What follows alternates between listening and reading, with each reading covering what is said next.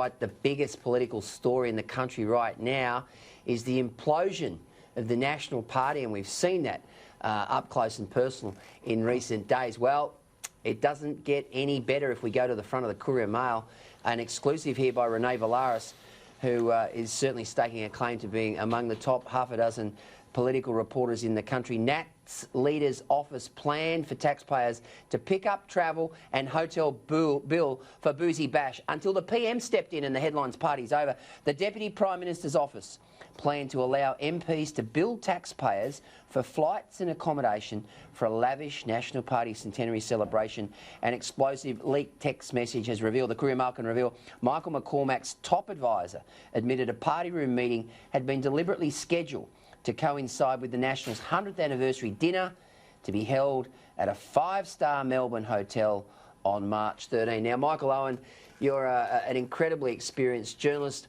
What this shows to me is that there is enormous division in the National Party right now. They are leaking like a sieve, and here's an example where, you know, a reporter has been given a very, very good story, a story that will, you know, make a lot of taxpayers angry tomorrow, but it just shows how divisive and how vengeful things are in the Nats right now.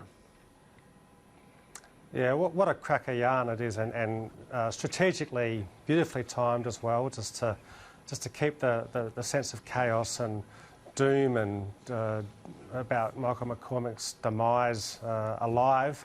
And we talked about this last week, and how you know, these things generally go, they end in tears.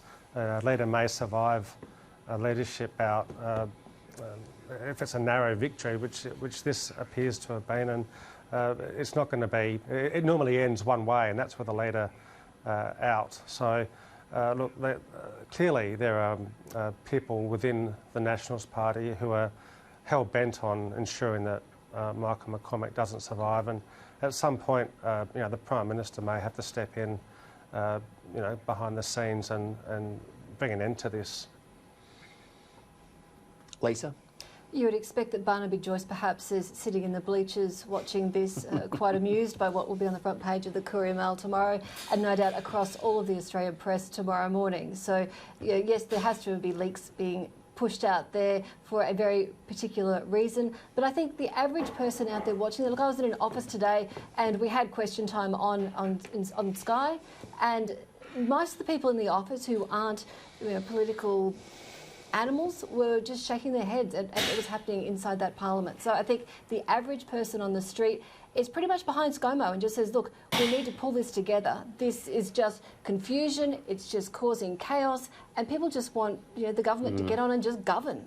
The Nats are tearing themselves apart, and the people who are watching this very closely are the Bob Catters of the world, the Pauline Hansons of the world, and the Shooters and Fishers of the world, because you know, they are going to pick up the crumbs next time the election happens, whether it's federal or state.